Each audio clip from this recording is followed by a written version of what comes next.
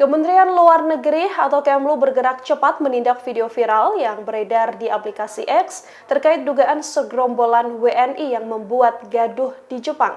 Dalam video ini, sejumlah WNI berkaos hitam nongkrong hingga menutup jalan dan membuat warga resah. Dalam video yang viral, gerombolan warga negara Indonesia ini terlihat nongkrong sembari membawa celurit yang dipamer-pamerkan. Ada pula seorang WNI menaiki sepeda sambil memakai kaos pemulih harga diri. Saat dikonfirmasi, Direktur Perlindungan Warga Negara atau PWNI Kemenlu RI, Yuda Nugraha juga mengaku mengetahui informasi ini.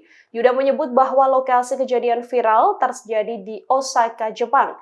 Yuda menegaskan bahwa saat ini KBRI Tokyo dan KJRI Osaka sedang mendalami kebenaran dan akurasi informasi tersebut, termasuk juga berkomunikasi dengan simpul masyarakat Indonesia yang tinggal di Jepang.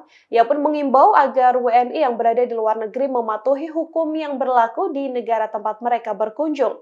Diketahui, dalam video yang viral dibagikan pertama kali oleh akun @personalsecret di akun X pada Sabtu 31 Agustus, para WNI ini disebut membentuk sebuah geng dan membawa pisau dalam unggahan yang kemudian viral di sosial media.